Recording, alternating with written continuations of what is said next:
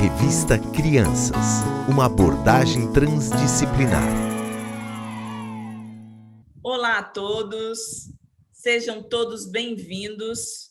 Dando continuidade à nossa série Maria, Somos Todas Nós, as questões acerca de ser mãe, nós vamos falar um pouco e desmistificar o que envolve o parto, né? Então, para esse encontro de hoje, a gente convidou a doutora Ana Thaís Vargas.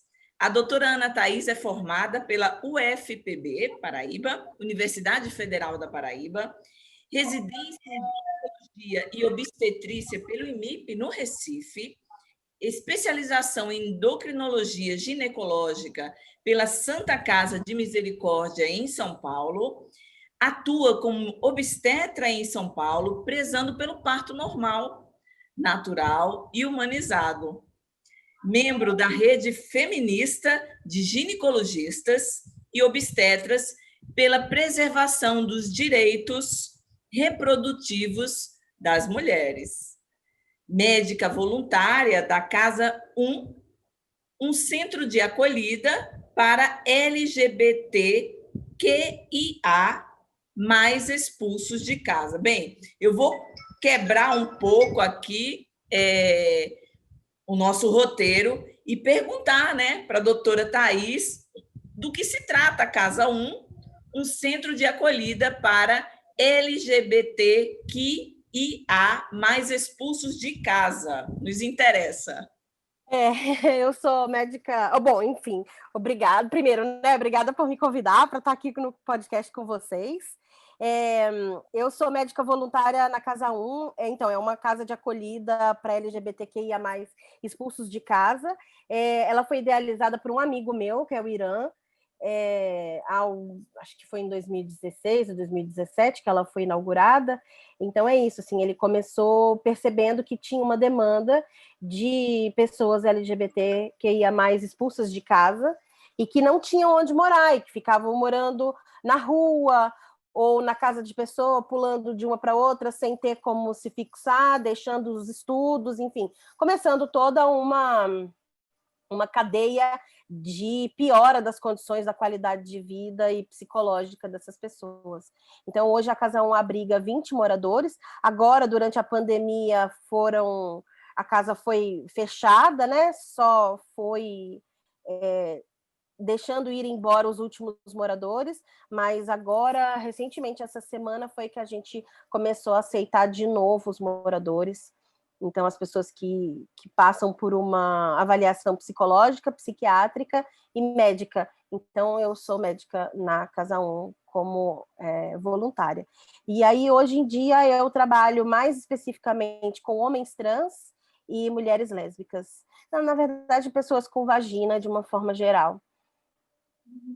Né? A gente tem psiquiatra, tem outros médicos de clínico geral trabalhando com outras questões, mas no momento eu atendo pessoas com vagina na Casa 1, como ginecologista.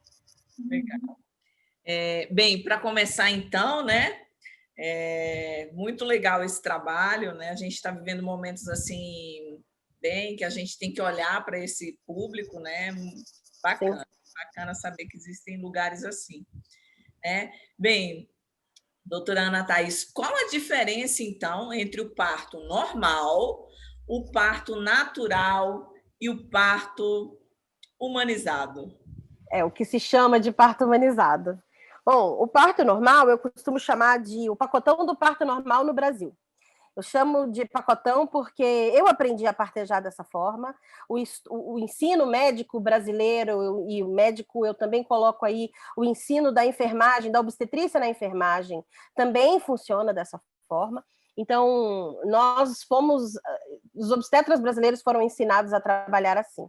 Então, eu aprendi dessa forma. Então, muitas das pessoas que estão ouvindo vão poder identificar várias das coisas que eu vou falar aqui agora, ou porque aconteceu consigo mesma, ou porque aconteceu com sua mãe, com a sua irmã, com uma prima, uma conhecida, uma amiga, que já teve um parto normal, vamos dizer no SUS, por exemplo.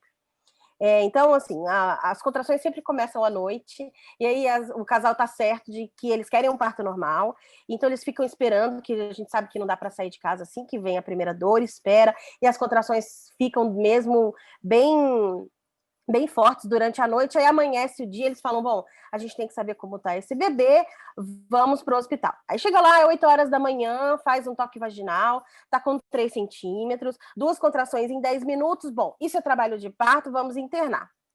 E aí, então, ela é deixada em jejum, porque caso precise ser uma cesárea, ela já está de jejum, então ela é deixada lá de jejum. É cortado os pelos, que chama-se tricotomia, então é raspado os pelos da vulva, ou no lugar onde seria a cesárea, né, bem acima do Monte de Vênus, é cortado ali, raspado os pelos. E aí, assim, na cidade de São Paulo, esse não vai ser um grande problema. Mas, apesar de ser lei federal desde 2016, de que toda mulher tem direito a um acompanhante da sua escolha durante o pré-parto, parto e no pós-parto, tem muitos lugares no Brasil que não aceitam que o acompanhante suba pelos motivos mais pífios que possam existir, tipo... lá em cima não tem espaço, lá em cima tem outras mulheres em trabalho de parto e tá todo mundo seminua, e o senhor não gostaria que acontecesse isso com a sua esposa, então não acontece com a esposa de ninguém, então as mulheres ficam sozinhas lá em cima. Ou porque não tem onde ficar, tem só uma cadeira de plástico, não tem como dividir. Bom, esses são motivos que não se aplicam. É lei federal, então toda mulher tem direito a esse acompanhante. Não na cidade de São Paulo, isso não vai ser um problema, mas em vários lugares do país, as mulheres sobem para o centro obstétrico e ficam lá sozinhas. Bom, aí subiu, está em jejum. Bom, aí 10 horas da manhã vão examinar de novo, vão falar, olha, você está só com 4 centímetros. Então a gente vai te dar uma ajuda agora, pega uma veia, vamos colocar ocitocina. E numa contração que já existia, intensifica ainda mais, e aí a contração fica muito forte, ela tem que ficar ali deitada naquela cama, tá lá sozinha. Bom, aí ela tá certa de que ela quer um parto normal, né? Aí, meio-dia, toca de novo. Fala, olha, agora você tá com 6 centímetros, você evoluiu bem, você evoluiu 1 centímetro por hora. Então, agora a gente vai te dar uma outra ajuda, a gente vai romper a sua bolsa, e que é para, assim, dar aquela estimulada no trabalho de parto. E aí, a bolsa não tem nada a ver com parto, porque o bebê pode nascer dentro da bolsa, que é o que a gente chama de bebê empelicado.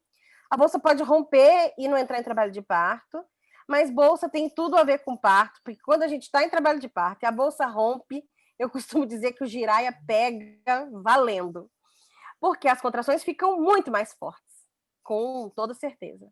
E aí, uma mulher que já estava com contração, está recebendo ocitocina, está com fome, com sede, e muitas vezes sozinha, tem uma intensificação daquela contração muito forte. E aí, então, aí você pode tomar 2 caminhos. Primeiro, uma cesariana a pedido. E aí eu digo a pedido, entre aspas, porque meio que fizeram ela pedir essa cesárea, certo? Eu queria parto normal, mas eu não queria isso aqui. Eu tô sozinha, com fome, com sede, morrendo de dor, ninguém faz nada. Então eu quero uma cesárea. E o acompanhante mesmo às vezes pede uma cesárea. Ela tá vomitando, tá gritando. Não, mas eu não queria isso aqui. Então vai para cesárea. E aqueles comentários que eu já ouvi. Toda mulher que é parto normal até sentir a primeira contração de verdade. E aí a primeira contração de verdade arrega. Bom, então vai para cesárea. Ou então ela pode escolher ir para uma analgesia de parto. E a analgesia de parto é diferente de anestesia, porque anestesia é para procedimento cirúrgico. A analgesia de parto é feita por anestesistas que têm como é que chama? Vivência nessa área, né? Então tem que tirar a dor sem tirar os movimentos, para ela poder levantar, para ela poder sentar, para ela poder fazer a movimentação.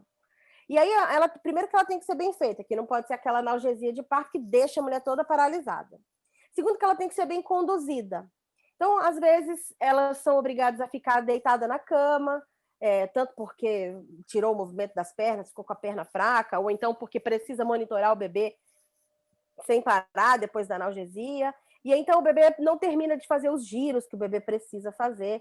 E aí, então abre a possibilidade de várias coisas. Primeiro, manobras bem invasivas, de colocar a mão toda lá dentro para poder virar o bebê para o lugar onde ele precisa. A gente, às vezes, coloca a mão lá dentro que a gente consegue sentir a orelha do bebê lá dentro, assim, para a gente saber para que lado que você vai virar, enfim. São manobras bem invasivas, assim, toques invasivos.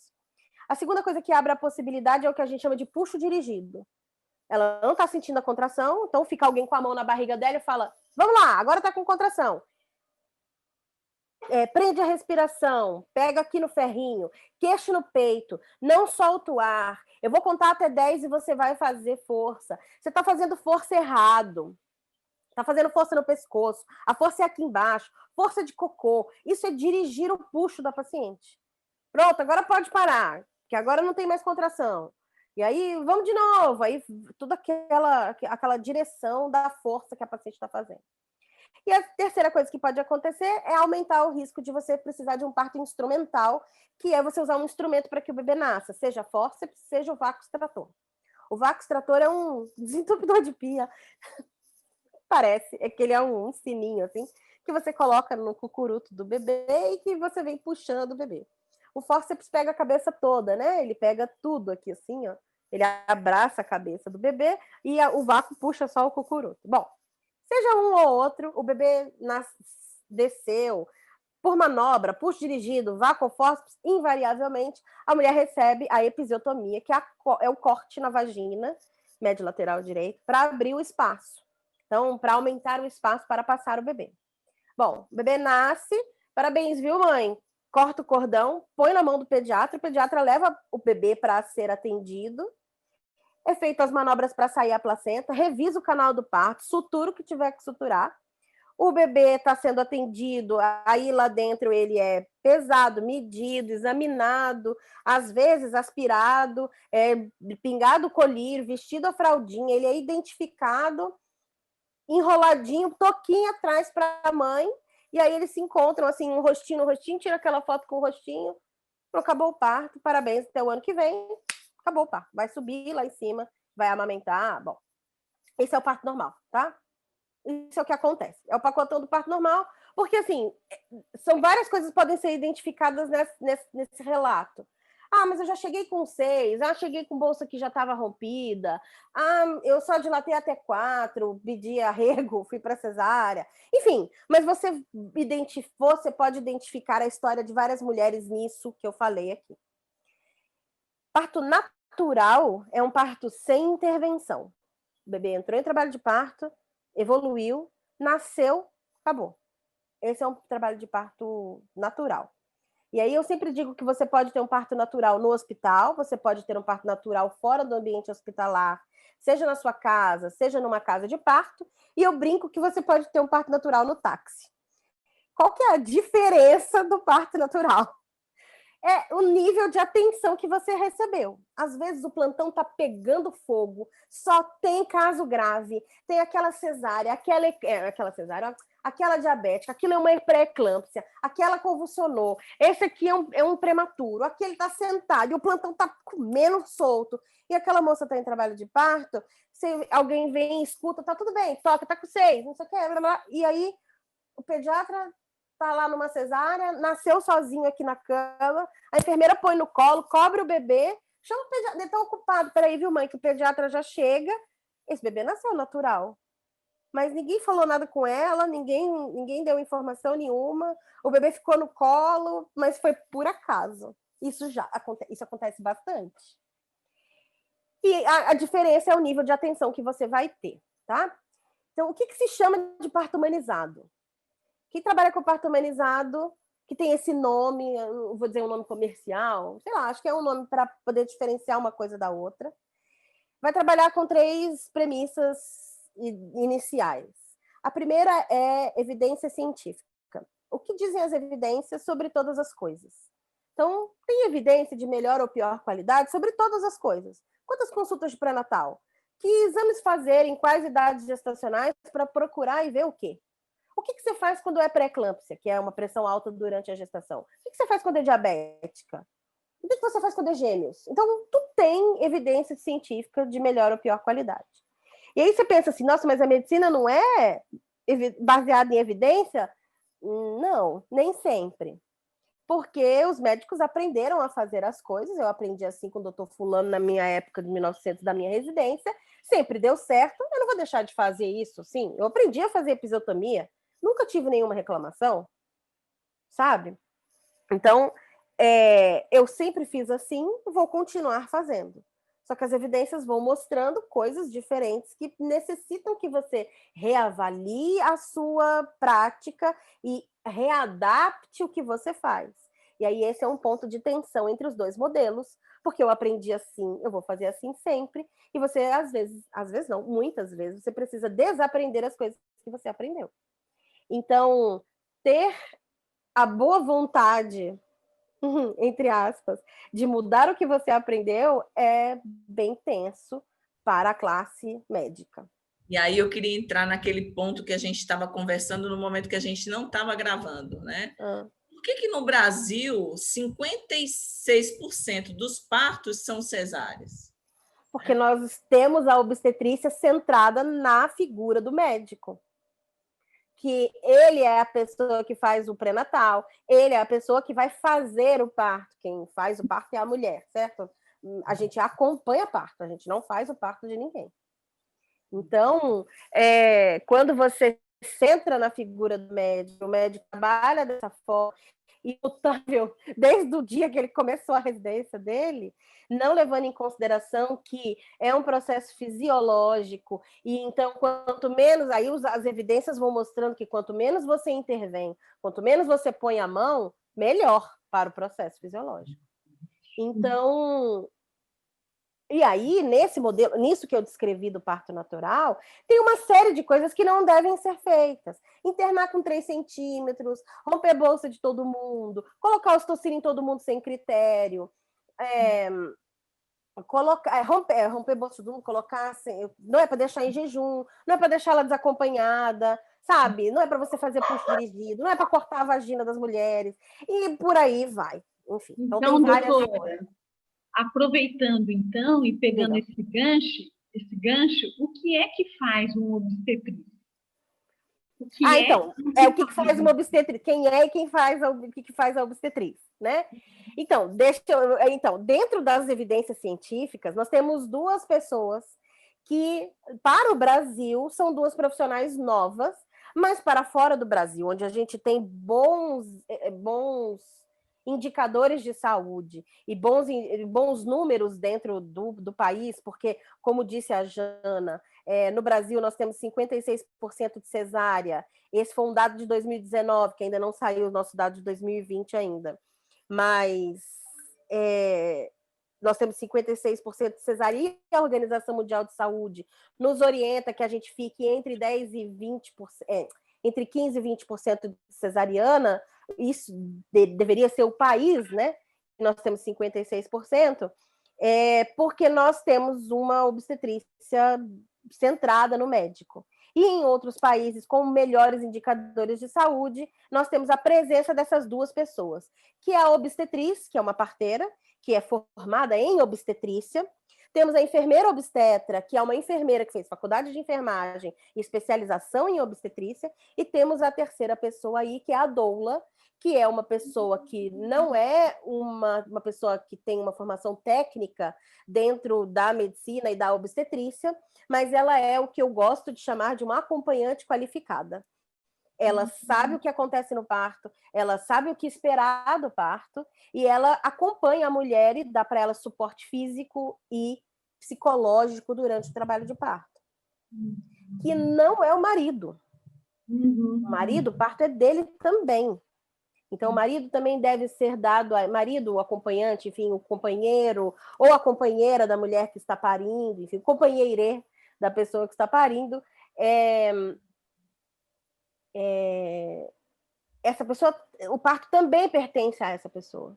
Então, também deve ser dado a essa pessoa a possibilidade de sofrer junto, se angustiar junto, chorar junto, dar conta ou não dar conta de estar presente, querer ou não querer pegar o bebê quando nasce, enfim. Então, doutora, a doula está ali para dar esse suporte para a mulher. E quem pode ser doula? Ela não é todas as pessoas, qualquer pessoa pode ser doula.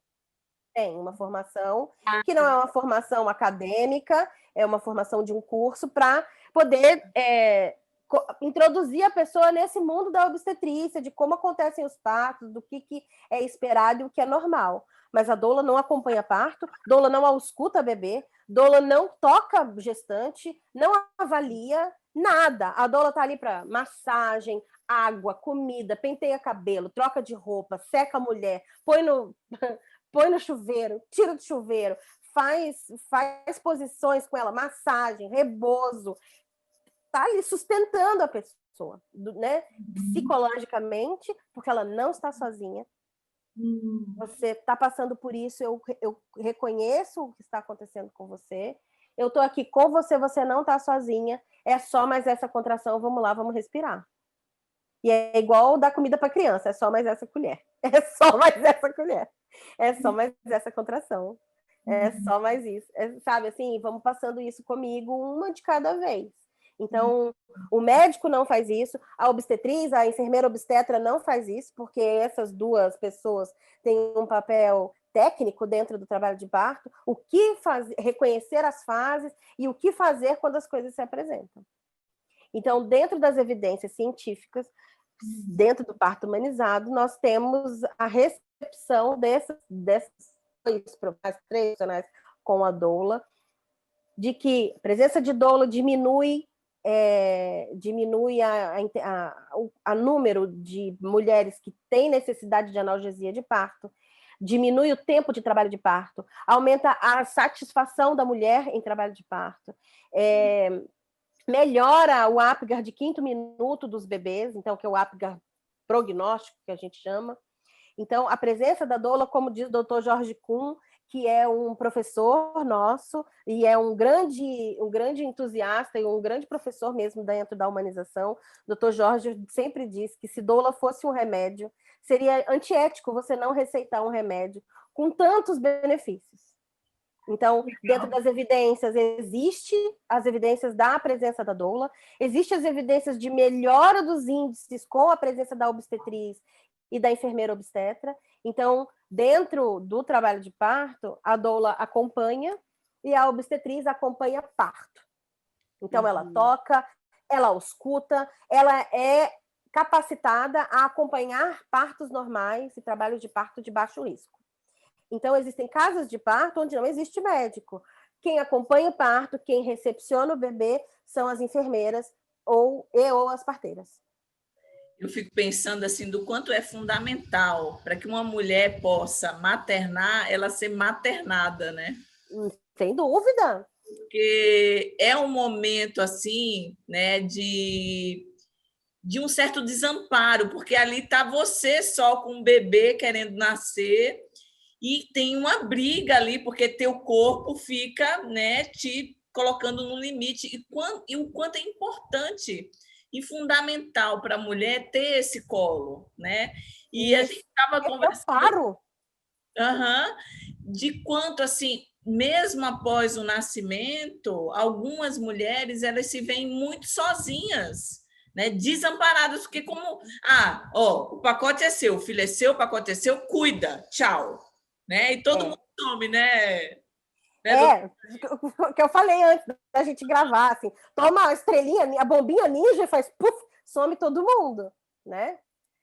E existem doulas de pós-parto também, que são especializadas em pós-parto, em acompanhar o pós-parto. Doulas que são especializadas assim, se comprometem em acompanhar parto e outras que tem mais comprometimento em acompanhar o pós-parto. Né? E existem doulas também, no momento, que andam acompanhando processos de adoção também. Olha, que interessante, né? Porque, assim, eu estou pensando aqui, né, viajando sempre na maionese com essa coisa da revista, né? E do quanto, assim, é fundamental numa clínica de intervenção precoce, porque a gente pensa enquanto psicanalista, né? Mas, assim, o quanto é que a gente é doula também. E o quanto é que pode ser doula também nesse processo, né? Porque isso, né? Eu acho bonita a imagem da doula carregando um lampião, sabe? É uma luzinha que vai com você dentro desse processo, como você falou, escuro, desconhecido, solitário, que a mulher está passando até conseguir chegar, expulsar o bebê de lá de dentro. Abrindo caminho, né? Abrindo caminho. Olha, você não está sozinha. A gente não sabe o que tem pela frente, mas você não está sozinha, eu estou aqui com você. Já ficou mais ou menos, a gente já chegou no consenso que o parto humanizado é a coisa mais natural que um ser humano pode... Mas deixa eu ter... Ui, a janela bateu aqui.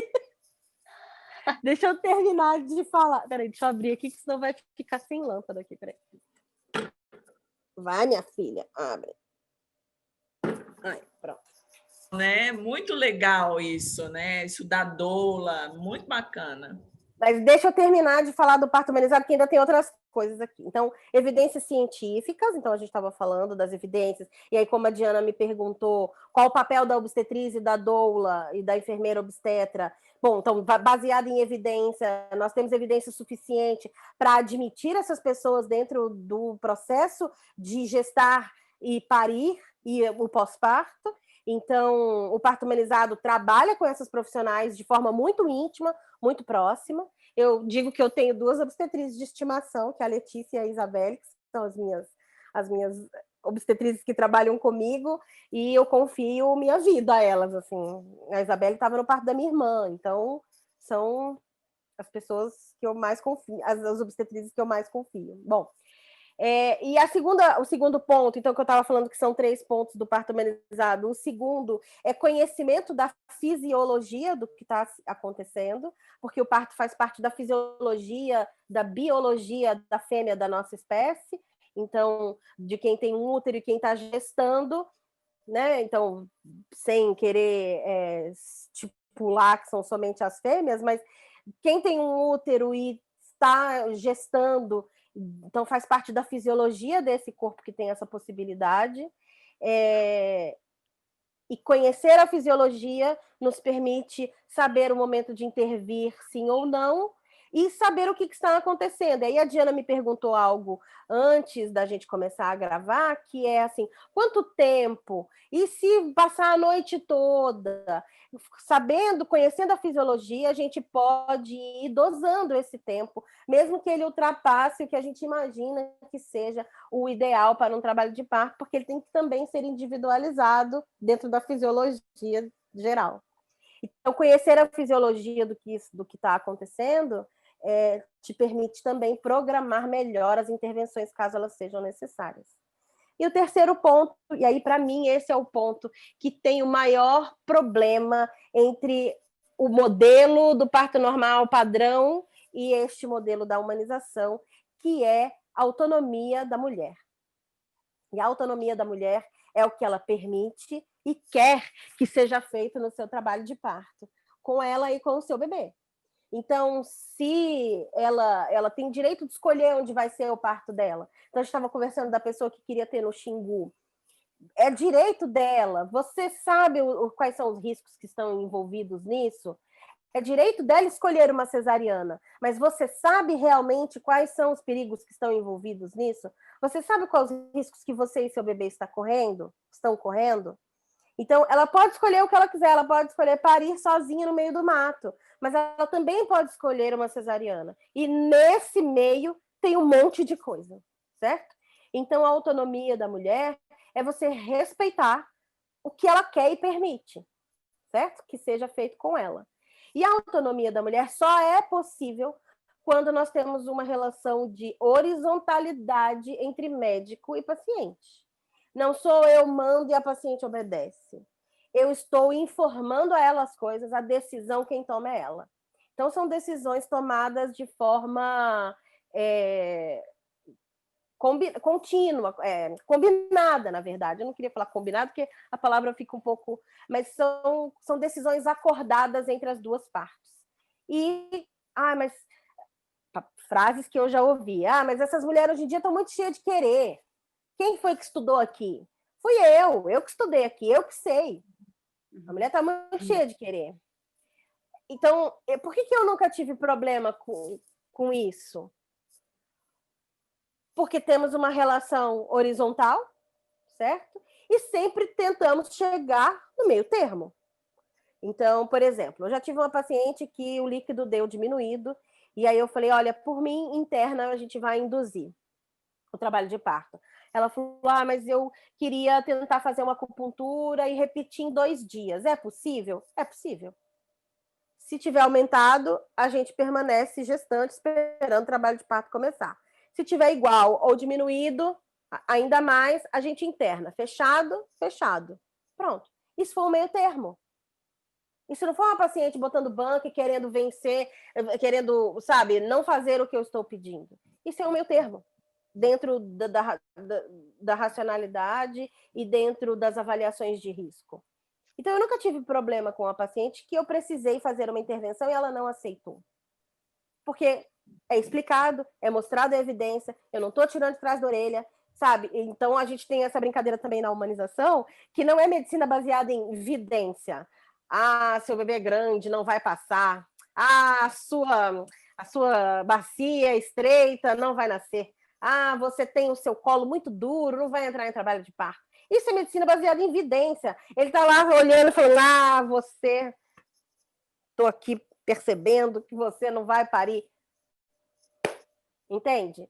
Então, eu mostro as evidências de onde é que eu estou tirando essa minha necessidade de fazer essa intervenção. Você, sei lá, hipertensa, você tem necessidade de interromper a sua gestação em 37 semanas. Está aqui, os riscos que você vai correr se a gente ultrapassar esse prazo é tal, tal, tal. Elas compreendem isso. Nenhuma mãe está ali falando, não, meu filho pouco importa, quero mesmo parir. Não tem nenhuma dessas, nenhuma. E aí... Ela dá o dado de realidade, né? Sim, olha só, eu não estou tirando de trás da orelha, certo? Eu não estou achando que o seu bebê não vai passar porque ele é grande. Isso é uma medicina baseada em evidência, eu estou tirando de trás da orelha, certo? Mas eu fico pensando aqui, assim, a gente tem visto, a gente comentou aí no bastidor, que tem havido uma certa valorização, um certo glamour, né? De muitas pessoas aí filmando nas redes sociais os partos humanizados, e é lindo de se ver, porque a gente acompanha, assim, é uma história linda, mas ao mesmo tempo, assim, é intensa, né, de pura intensidade. Mas eu fico pensando, assim, por que existe ainda, né, tanta aversão por parte dos médicos em relação ao parto humanizado, né? O que será que é? Primeiro essa palavra, sabe? As pessoas tomam como... então quer dizer que eu não faço parto de humanos. Então quer dizer que o parto que eu faço é parto de pessoas, não são pessoas, não são humanas. Não, eu faço parto de humanos. Claro que o meu parto é humanizado. Então, assim, tem essa palavra. Mas o parto humanizado está falando de evidência científica respeito à autonomia e fisiologia. Disso que a gente está falando quando a gente fala em parto humanizado. Então, a gente tem essas tensões entre os dois modelos, porque... você tem que mudar a sua prática, amigo. E outra coisa também, você tem que respeitar as vontades da mulher, meu chapa, sabe? Então, se você está se sentindo acuado, confrontado, subjugado, isso está falando mais de você do que do processo e da mulher e de tudo isso. Então, os médicos não gostam normalmente de serem confrontados, de colocados em xeque e de serem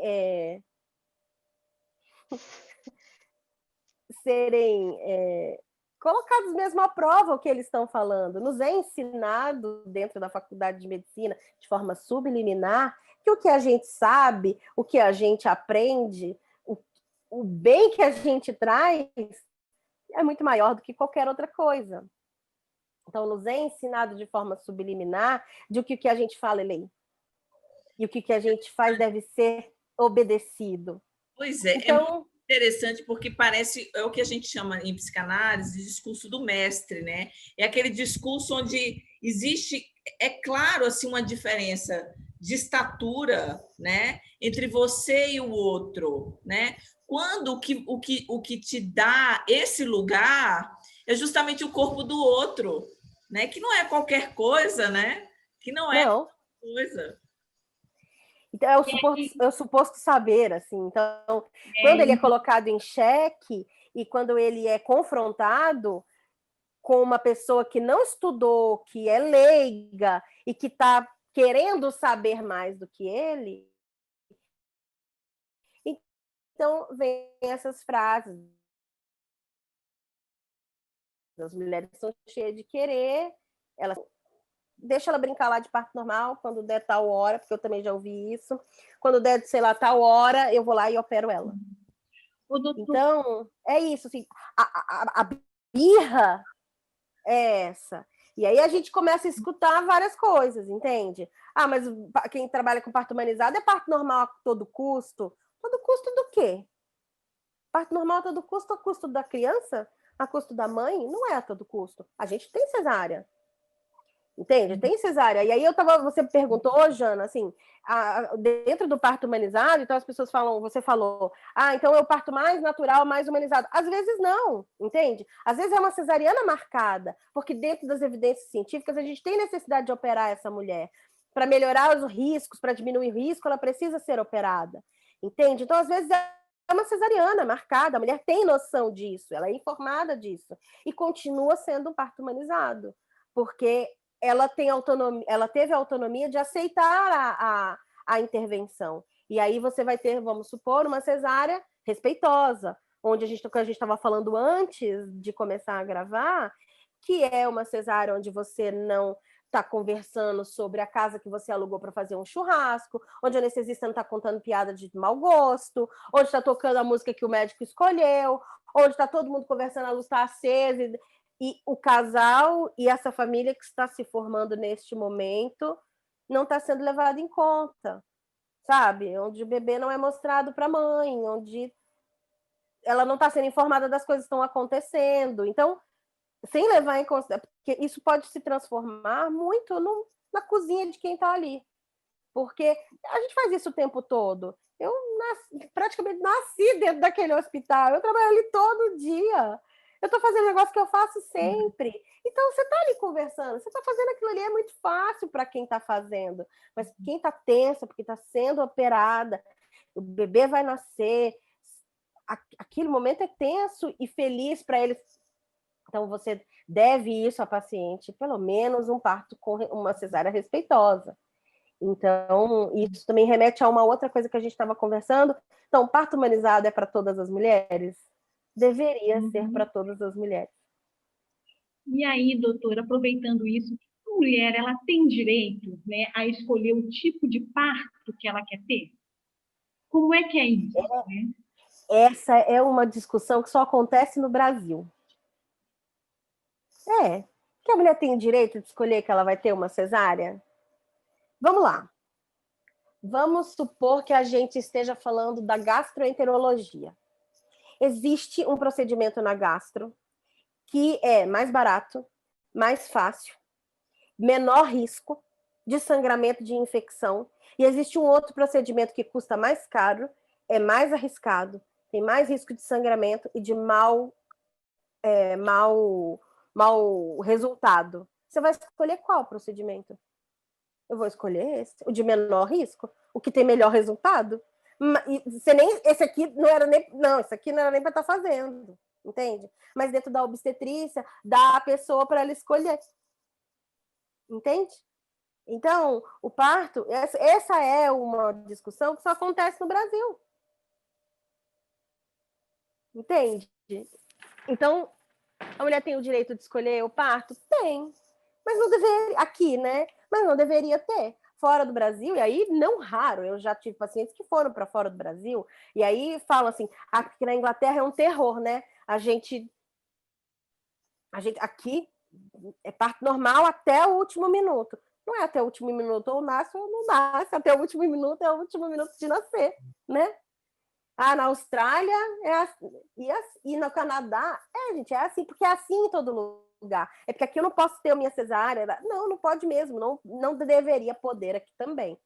Mas nós temos o direito de escolher? Aqui no Brasil existe essa discussão, porque tem médico que está disposto a correr o risco de operar a paciente, porque eu também sempre falo isso. Por que você não faz cesárea marcada? Porque eu não quero correr o risco de operar a paciente e eu ter um mau resultado, porque eu não precisava operar aquela pessoa.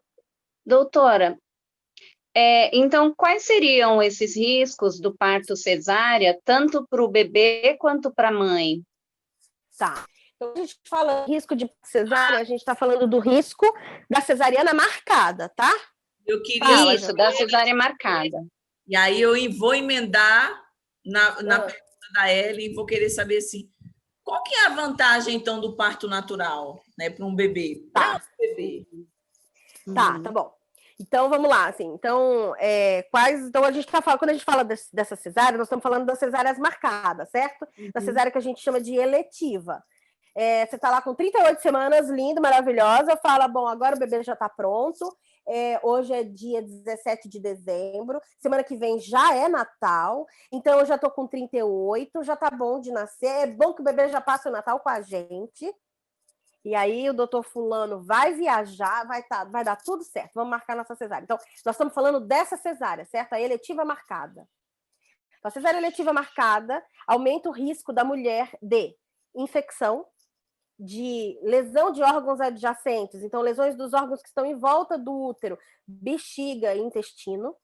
Nós estamos falando de risco de sangramento, risco de perder o útero e o risco de hemotransfusão, de concentrados de hemácia. Então, sangrou tanto que precisou transfundir, certo? Então, a mulher, quando ela está sendo operada, sem a necessidade de ser operada, ela está sendo submetida a esse risco. E o risco anestésico também, de forma inútil, vamos colocar assim, certo? De forma que ela não deveria fazer isso, porque ela estava bem na casa dela e ela foi ser submetida a esses vários riscos porque ela quis, ou porque o médico quis, enfim. Para o bebê, nós temos o aumento do risco da prematuridade, porque essa conta de 38 semanas é uma conta feita por nós, baseado na data da última menstruação, no tamanho do embrião lá no primeiro trimestre, enfim. Mas os bebês têm um tempo de desenvolvimento próprio. Então, como a gente estava falando, não raro, a gente então tem um parto de 41 semanas e, sei lá, 3 dias, e quando o bebê nasce, o pediatra vai analisar aquele bebê, isso chama-se escala de Capurro, ele vai fazer o Capurro do bebê e ele vai chegar à conclusão que esse bebê, sei lá, tem 39 semanas. Então, o tempo interno desse bebê era 39, mas a nossa conta aqui fora ele tinha 41. Então, isso aumenta, você marcar uma cesariana na hora que você acha que o bebê está pronto, ou o médico acha que está pronto, você aumenta o risco de prematuridade, de você tirar um bebê que ainda não está pronto realmente, porque a gente não sabe. Só quem sabe quem está pronto é o bebê, e a única maneira que ele vai te falar que ele está pronto é entrar em trabalho de parto. Então, quando a gente não tem jeito, a mulher tem muito medo, ela vai ser uma cesárea, a gente fala, então pelo menos entre em trabalho de parto. Pelo menos espero a hora que seu bebê está dando o sinal de que ele está pronto para sair daí de dentro, né? Então, respeite esse momento, pelo menos. Mas, bom, então, o bebê está correndo perigo, então tem o aumento do risco de prematuridade, o aumento da necessidade de ir para a UTI com necessidade ventilatória, então, o uso de oxigênio, e aí, então, dentro de uma UTI, o uso de antibióticos e outros procedimentos dentro de uma UTI. E um aumento do risco de morte neonatal. E a morte neonatal são nas primeiras 48 horas de vida, e da morte perinatal, que é até o primeiro mês. Então, a cesariana marcada aumenta esse risco, tanto para a mulher quanto para o bebê. Então, é a cesariana eletiva que nós estamos falando. A cesariana intra-trabalho de parto, são as cesarianas que a gente chama de cesarianas necessárias, seja porque o bebê teve uma desaceleração e aí, então o ritmo cardíaco fetal não está tranquilizador, e aí, então nós estamos ali para, né, eu costumo falar isso, eu não estou aqui para tirar um bebê pela vagina atropelado, vai nascer, sabe, acabado, mas nasceu pela vagina. Nós não estamos aqui para isso, a gente está aqui também para entregar bebês em boa saúde, em boa qualidade de nascimento. Então, às vezes o bebê desacelerou, precisou ir para a cesariana, essa é uma outra cesariana. Esses riscos valem o benefício que você está fazendo. Então, quando eu digo que eu não marco uma cesariana, eu não faço a cesariana marcada sem necessidade, também é porque também morre quem atira, também corre risco quem opera. eu estou sendo responsável. A mulher pode morrer na minha mão, o bebê pode morrer depois e foi, né, consequência da cesariana. Então, eu não quero correr esse risco, não quero inferir esse risco, necessidade nessa mulher. Mas uma cesariana dentro do trabalho de parto, o bebê vale o risco, sabe? A mulher na pré-eclâmpsia, por exemplo, que está lá só piorando, vai convulsionar, está piorando, ela precisa que essa placenta saia de lá, então a gente opera, essa mulher vale o risco, entende? Então, é isso, nós não estamos falando dessa cesárea, nós estamos falando de cesárea marcada, com toda uma equipe lá fora, decorando o quarto do neném, todo mundo com as camisetas combinando, champanhe, festa, tudo cor-de-rosa para receber a Valentina, todo mundo com as roupas escritas Valentina, sabe? Enfim, nós estamos falando dessa. Mas eu fico pensando assim, eu já ouvi algumas pessoas falarem... Você tinha falado... E a Ellen travou. Travou, Ellen. Eu vou emendando aqui na pergunta. Porque, assim, eu fico pensando assim, tem muitas mulheres que ficam assustadas, né? Do bebê entrar em sofrimento, porque já passou muito. E a gente está aprendendo aqui com você que, assim, tem um tempo que é da própria fisiologia, do próprio organismo, né? E que a gente meio que vai atabalhoando, assim, passando as etapas do que é natural. Então, assim, o que uma mulher deve fazer para a mulher não entrar nessa pegada, assim? Ai, está sofrendo, ai, será que morreu? Enfim. Eu costumo dizer que a gente não a mãe é questão... peraí, deixa eu lembrar a minha frase aqui. A mãe é questão necessária para o bebê. O bebê não existe sem a mãe. A mãe não é um perigo para esse neném. Então, as mulheres têm muito medo do bebê estar aqui dentro e sofrer e morrer de repente. E você não é um perigo para o seu bebê, você é condição para ele. Então, existe... Aí vamos entrar... Aí sou membro da rede feminista de ginecologistas e obstetras. Aí vamos entrar dentro do feminismo. Existe, na nossa sociedade patriarcal e machista, uma programação para as meninas serem frágeis, incompetentes e impossibilitadas de fazer o que quer que seja, mesmo a sua função biológica primordial de quem tem um útero, que é gestar e parir. Então, nos é desacreditado durante toda a vida que a gente vai ser capaz de aguentar essa dor, de que a gente vai ser capaz de aguentar essa criança passando pelas nossas pepecas, certo? De que a gente vai ser capaz de gerar uma criança e entrar em trabalho de parto e dar conta daquilo e fazer tudo aquilo. Então, as mulheres começam uma gestação patologizada, sem confiança e sem conhecimento da fisiologia do que está acontecendo. Então, elas passam a gestação em medo. Medo do cordão enrolado, medo do bebê, medo do chá de canela que ela tomou, medo do negócio que ela baixou, medo do exercício que ela foi fazer, medo da piscina que ela pulou, medo do medo. Então, é uma gestação que ela vai sendo amedrontada e vai sendo... Aí eu não gosto dessa palavra, mas eu vou falar, ela vai sendo desempoderada do seu poder mesmo de fazer tudo aquilo, vai sendo tirado dela autoconfiança para fazer tudo aquilo, para que no fim, fragilizada, morta de medo, venha o grande Salvador e tire aquele bebê de lá de dentro. Aí nós estamos caminhando para o final. A Ellen queria fazer uma pergunta? A Ellen falou alguma coisa. Eu ia falar da questão da fisiologia, né? Que você falou do parto como algo fisiológico. E a minha pergunta é assim: pensando na fisiologia, quem é que está preparado? É o bebê que está preparado para nascer ou é o corpo da mãe que está preparado para o parto? Nós não somos duas coisas separadas, nós somos uma coisa só. Então, quem está preparado para nascer é o bebê, mas quem está preparado para dar à luz também é a mãe. Então, existem processos fisiológicos que vão acontecendo em ambos os corpos, para que nesse momento, juntos, eles façam esse serviço. porque o bebê se posiciona, o bebê flete a cabeça, a placenta produz hormônios, a bolsa produz hormônios, o corpo dela produz, então a hipófise produz, a adrenal do bebê produz, então é todo um conjunto de coisas, entendeu? Então a mulher tem uma mobilização, uma mobilidade maior da pelve para poder acomodar o bebê. A minha pelve, eu não estou grávida, ela é fixa. A pelve das mulheres gestantes, elas são maleáveis para dar lugar para o bebê passar. Milímetros importam nessa matemática, entende? E a gente dá certo. Nós somos 8 bilhões de pessoas no mundo. Nós não somos 8 bilhões de cesarianas. Nós somos 8 bilhões de pessoas que nasceram de parto normal. Nós estamos aqui hoje porque nós funcionamos. Cada um de nós nasceu. A gente funciona. Ana, eu queria te fazer uma última pergunta que tem muito a ver. Você ficou falando da mudança, né? Do quanto essa pelve ela vai, e é isso, a gente vai sentindo aquele negócio.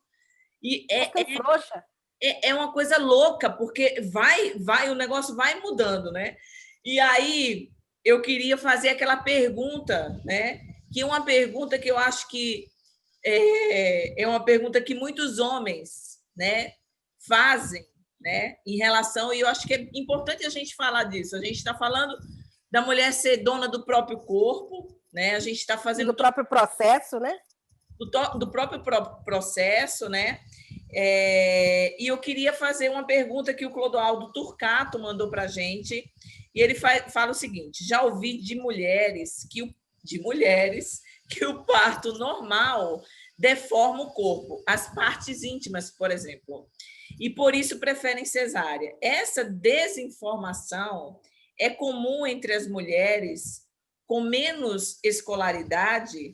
Vocês veem esse parâmetro e o que dizer quando uma mulher fala isso?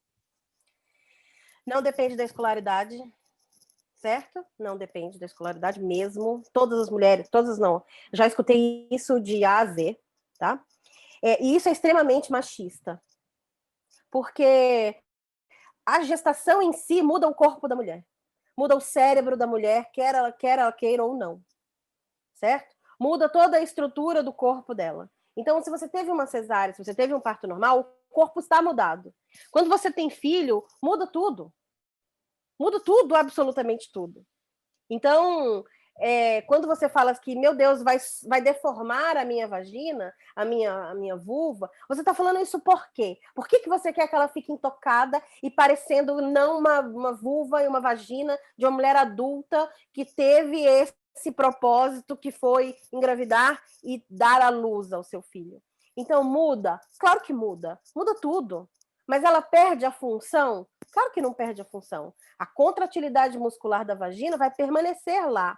Você vai ter um rasguinho aqui, ela vai ficar meio assim, vai. Eu costumo chamar de marca de guerra. Gente, passou uma criança de 3,5 kg por ali, você queria que ela saísse lisa? Não vai sair lisa. Mas isso não significa que ela vai ficar feia. Não, o que é feio, né? Também. Não significa que ela vai perder a função dela, ela vai continuar uma vagina, podendo fazer todas as coisas maravilhosas que uma vagina faz, inclusive passar outro bebê de 3,5 kg por ali, certo? Recepcionar um pênis como ela bem quiser, ou outras coisas que ela bem quiser recepcionar lá dentro. Então, é uma fala extremamente machista, que não depende da classe social, depende do nível de instrução e nível de naturalização que você tem sobre este assunto, entende? Então, às vezes, pessoas de menor poder aquisitivo têm mais intimidade com o processo e ela sabe que aquilo é assim. Então, isso não depende do nível de escolaridade formal, não depende do nível socioeconômico, depende do esclarecimento mesmo que você tem sobre o processo. E isso não é raro, tá? Que as mulheres olham e falam, mas ela ficou diferente. Ficou? Você é diferente para sempre. Sim, legal. Jana, só uma pergunta que fizeram, né? Doutor, eu acho que a senhora falou, mas fizeram uma pergunta. O parto humanizado, aquele que cai na água, aquele de casa, né? É para todas as mulheres? Então, parto humanizado deveria ser para todas as mulheres. Porque um parto respeitoso, respeitando fisiologia e evidência científica, deveria ser para todas as mulheres. O parto em casa, parto fora do ambiente hospitalar, vamos colocar assim, que também pode ser numa casa de parto, não é para todas as mulheres, é somente para mulheres de risco habitual, baixo risco, que fazem um pré-natal liso, não tem nenhuma patologia, não tem nada, essa pode parir com parteiras fora do ambiente hospitalar, certo? O restante das mulheres que tem alguma questão, ela é diabética, mesmo bem controlada, hospital. Ela é hipertensa, hospital. Ela teve, sei lá, uma cirurgia prévia, tem uma cesárea, hospital. Tudo que foge do padrão, hospital. Mas isso não significa que não pode ser um parto natural ainda. Pode ser um parto natural hospitalar. Só não pode ser fora do ambiente hospitalar. E dentro do hospital, pelo menos em São Paulo, nós temos vários hospitais com banheira, com uma sala apropriada, que pode entrar a doula, que pode entrar o marido. Agora, na época da pandemia, nós estamos, né, tem sido diminuída a quantidade de pessoas dentro da sala por motivos de segurança, mas falando do ambiente até o ano passado, pode entrar a doula, a obstetriz acompanha parto e tudo mais. Então, na minha equipe, eu tenho sempre o médico, porque são partos hospitalares, uma obstetriz, que é a parteira, o pediatra para recepcionar o bebê dentro dessa mesma fisiologia, e aí as outras coisas, se a mulher quiser, um anestesista, né? Enfim, todas as outras coisas que ela vai escolher dentro da autonomia. Então, já tive paciente que falou, me enrola, minha filha, até nascer, eu não quero anestesia. E já tive paciente também que falou, antes de você, eu quero anestesista no hospital. Então, eu já tive de tudo. Eu já tive uma... Gente, as histórias das anestesias são as melhores das histórias do mundo. Eu já tive uma moça que colocou no plano de parto assim, quero anestesista negado igual Jesus, 3 vezes. Então, ela falou que queria anestesia negada 3 vezes, igual Jesus. Então, devia negar. Eu quero anestesia. Primeira, não vai receber. Bora. Até a 3ª vez.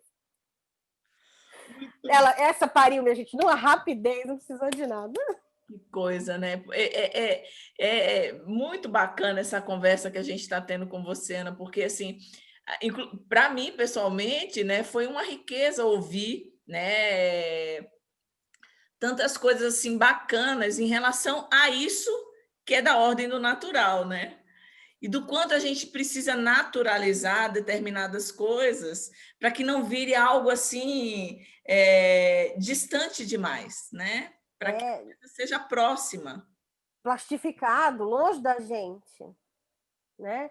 Eu tenho uma amiga médica, psiquiatra, que, como todas nós, na nossa família, ninguém nunca pariu normal. A última pessoa que nasceu normal foi a nossa mãe, foi a nossa avó, sabe? Então, como eu, a minha irmã foi a primeira mulher da família, depois da minha avó, que teve parto normal. O resto, todas as mulheres da minha família foram cesarianas.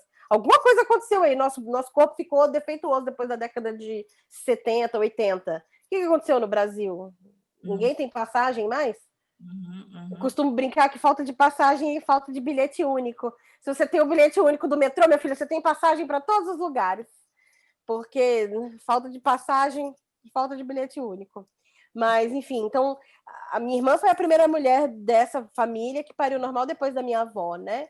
E essa minha amiga também, a médica e tudo mais, uma família de médicos e tudo mais. E ela falou, eu acho que eu me devo a essa neném, pelo menos eu passar por esse processo. Mesmo que eu termine numa cesárea, mas eu preciso passar pelo processo. E aí, eu acho que é importante para mim. E ela foi um parto longo, começou na 4ª, a bebê nasceu na 6ª, mas nasceu. Mas é interessante, né? Porque tudo aqui que a gente vem conversando, a gente tem um percurso aí com vários outros especialistas, colegas, que falam assim da importância do parto natural, né? Claro, quanto mais respeitoso e se for humanizado, melhor, né? Isso. Mas, do quanto você prezar por esse momento, que é um momento mágico, né, gente? É um outro ser que vem no mundo. Eu estava conversando com uma pessoa que eu ia te entrevistar, ela falou, deve ser uma coisa assim ser médico obstetra, você sentir uma pessoa saindo assim na sua mão, né? Deve ser uma loucura, né? Eu brinco que é uma pessoa saindo de dentro da outra. Gente, uma pessoa saindo de dentro da outra, assim. Bom. E assim, é um privilégio. É um privilégio, é. E a importância desse momento para os dois, né? Tanto para a mãe, que embora, né, enfim, toda uma construção de fêmea, do feminino, dessa potência de ser mulher, né? E eu fico pensando assim, e a gente já meio que já falou disso, do quanto esse olhar cuidadoso, que a gente falou do olhar do bebê para a mãe, esse imprint que você fala? Imprinting que é imprimir no cérebro do bebê aquele olhar. Sim. E o quanto isso hoje que a gente vê, né? Eu estou tentando falar justamente da questão do desamparo, porque a mulher, quando está grávida, ela tem um lugar meio privilegiado na cultura e na sociedade. Ela pode furar fila, ela pode fazer um monte de coisa. As pessoas abrem para você. Ai, que barriga maravilhosa. Tem toda uma questão aí cultural em torno dessa mulher potente, que está carregando um filho. Quando esse filho nasce, não raras vezes, a gente recebe mulheres com depressão, mulheres sem potência nenhuma, que, enfim, o próprio nascer já é algo de um traumático, e a pessoa sai e fala assim, olha, é a tal da bombinha que você falou, né, Ana? Tipo assim, tchau, o filho é seu. A bomba ninja. Lá se vira, minha filha, né? E o quanto é fundamental... Quem pariu o Matheus que o embale. Pois é. Então, é isso. Esse approach, né? Esse acolhimento, né? Você falou da doula, e eu penso assim, do quanto esse conjunto todo, harmônico, essa sinfonia, né? Ela precisa estar em sintonia para que respeite esse momento que a gente está falando aqui, que é mágico, né? Muito legal, olha... Você tem total razão. A mulher gestante, ela é imaculada. A que já pariu... que pariu o Matheus que o embale. E aí começa... Aí é outra história que, bom, eu não sou mãe, então vocês estão entrevistando pessoas, então várias pessoas que estão trabalhando com o universo materno e toda a dificuldade social de ser mãe, né? Questão do emprego, da manutenção da carreira, da inserção social, de todas as dificuldades e invisibilidade dessas mulheres que estão agora sendo responsáveis pela criação da nossa sociedade, pela manutenção e a longevidade da sociedade, e que fazem um trabalho que ninguém valoriza, né?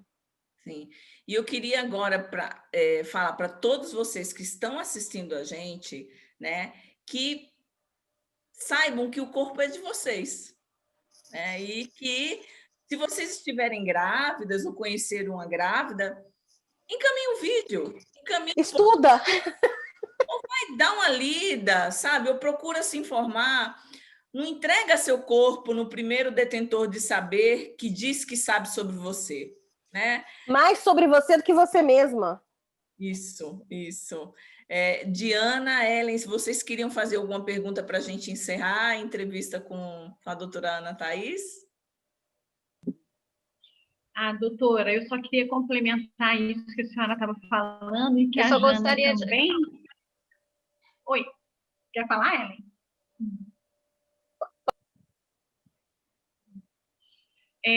Sobre essa questão desse desamparo, né?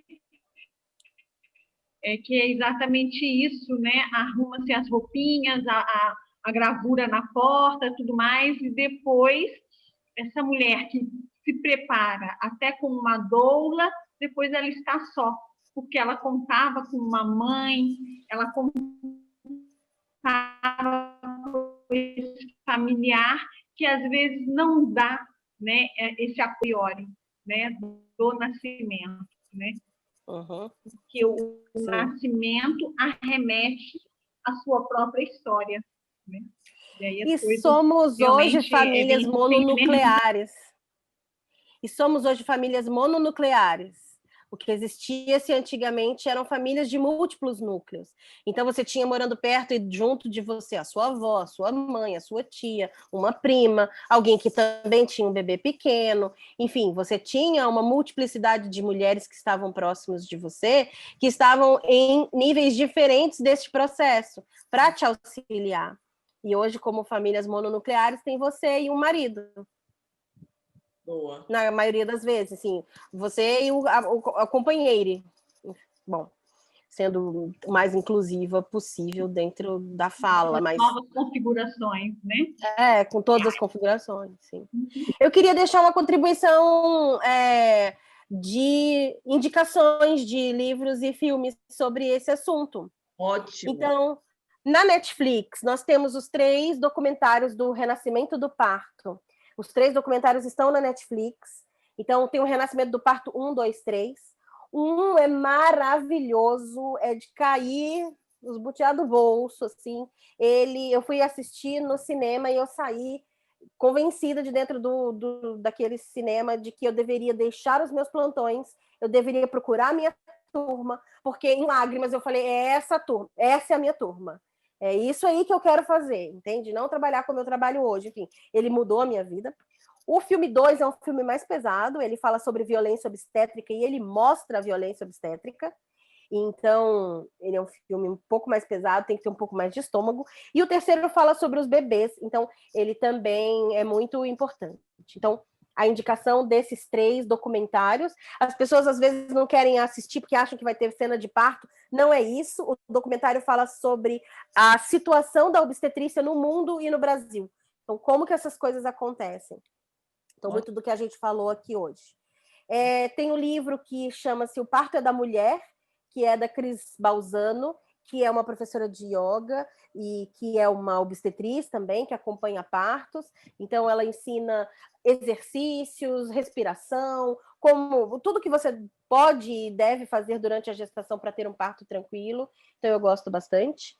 Tem O Parto com Amor, que é da Luciana Benatti, que são 10 histórias de parto, e lá tem parto de tudo quanto é jeito. Tem parto natural em casa, natural no hospital, tem cesárea, tem 1000 coisas. Então, as histórias daquele parto e como que as pessoas chegaram até aquele momento e como foi aquele processo. Eu gosto bastante. E tem um livro da Ana Cris, da Ana Cris, que é uma parteira e ativista brasileira, que, peraí, eu acho que é cesárea ou parto normal, tudo que você gostaria de saber. Deixa eu procurar aqui. Interessante que as pessoas podem se informar, né, e buscar, enfim, sim, subsídios para poder, inclusive, decidir o que é melhor para as suas próprias vidas. Sim. Na verdade, essa é a autonomia, entende? É isso a autonomia. Você tá aqui, ó. Parto normal ou cesárea? O que toda mulher deve saber e todo homem também. É da Simone Diniz e da Ana Cristina Duarte. Então, esse livro também é bem bom. Então, tem muita coisa. Uhum. Tem grupos no Facebook, tem o Cesárea Não Obrigada, que é muito bom. Ele é moderado por pessoas de muita qualidade científica e intelectual, assim, elas são pessoas muito estudadas. Então, a CNO, que é a Cesárea Não Obrigada, é bem bom no Facebook também. Então, tem muita maneira de você obter informações de qualidade para tomar suas próprias decisões. Que ótimo! Bem, meninas, podemos ir encerrando? Acho que sim. Ana, você queria deixar mais algum recadinho? Não, só isso mesmo. Feliz Natal, boas festas. Bem, eu queria agradecer a todos vocês que estão nos assistindo e nos ouvindo também, né? Dizer que esse podcast, esse vídeo vão estar disponíveis no www.lalalingua.com.br. Lá tem muito conteúdo, a gente trabalha muito para levar informação para pais, para colegas, para todos os especialistas, e pensando nos bebês, nas crianças. E agora, próxima edição, terceira edição, tem novidade, porque a gente está pensando nas mães. Beijo a todos. Obrigada. Tchau, meninas. Tchau.